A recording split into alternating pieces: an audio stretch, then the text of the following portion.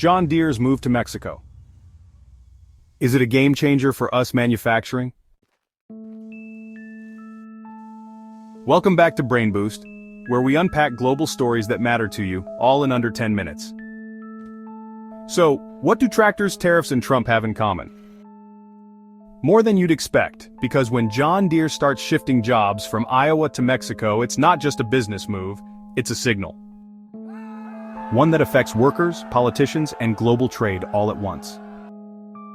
Is this a smart step in global strategy, or just another hit to American labor? Let's find out.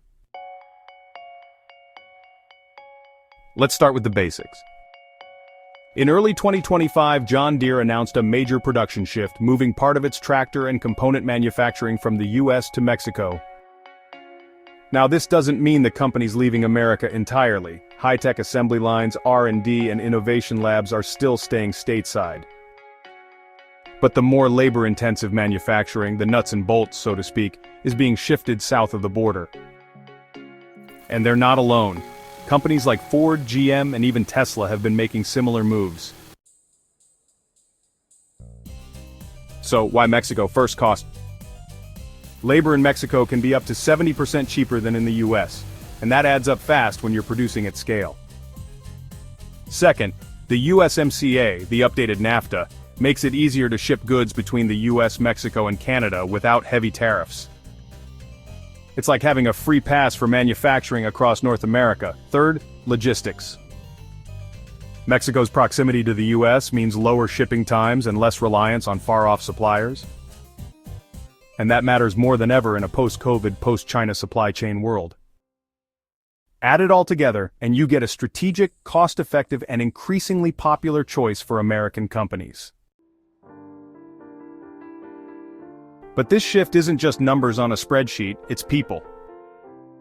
Towns like Waterloo, Iowa, and Dubuque have built their identity and economy around John Deere for generations.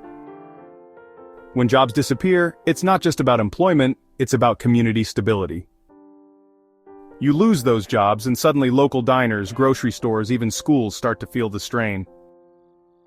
And sure, some of these roles may be replaced by automation or other industries, but retraining workers? That's a slow and bumpy road, especially for older employees who've spent decades in the same field. And guess who's not staying quiet about this? Donald Trump. Now in his second term, Trump has slammed John Deere, calling it a betrayal of American workers. He's dusting off some familiar policy ideas.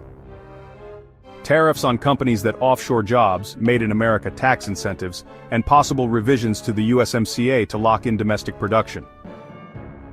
It's classic Trump, bold, nationalist, and tailored to his blue-collar base, especially in Midwestern states that feel left behind. But this story goes far beyond the US.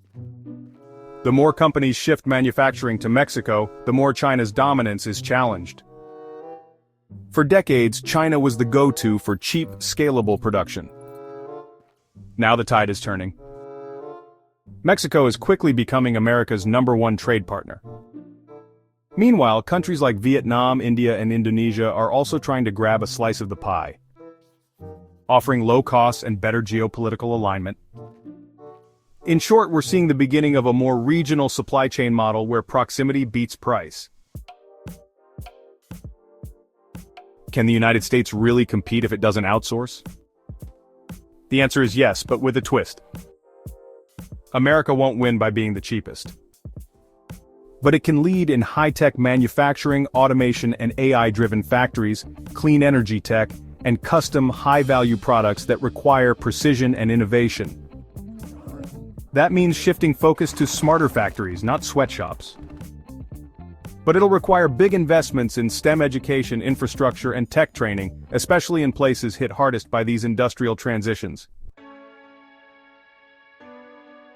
So what can policymakers do to protect American workers without stifling innovation? A few things.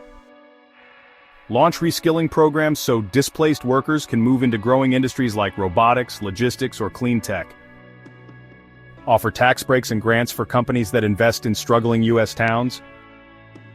Use trade deals like USMCA to demand stronger labor and environmental standards abroad, leveling the playing field. and push for public-private partnerships that spur innovation and protect jobs.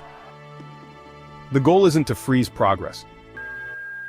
It's to make sure progress includes everyone. Of course, it's not just up to the government. Companies like John Deere have a choice. They can chase short-term profits, or they can play the long game.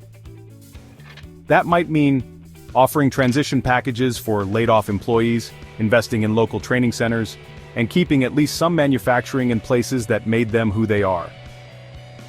Because today's consumers, they care. And ethical capitalism is no longer a trend, it's becoming the expectation. So what's the big picture here? We might be witnessing the birth of a new model. North American Manufacturing 2.0. Here's how it could play out. The US leads in innovation and design. Mexico becomes the production powerhouse. Canada supports with logistics, AI systems, and high-value services. If done right, this model could be faster, greener, and more resilient. But that only happens if workers are part of the blueprint, not left behind. So, where do you stand? Is this the future of manufacturing, regional, smart, and efficient? Or is it just another name for outsourcing with a new zip code? Tell us what you think in the comments below. And if you found this insightful, give us a like, share it forward, and hit that subscribe button so you never miss a BrainBoost deep dive. We're BrainBoost, and we don't just ask what's happening. We ask what it means for you. Catch you in the next one. Thanks for watching.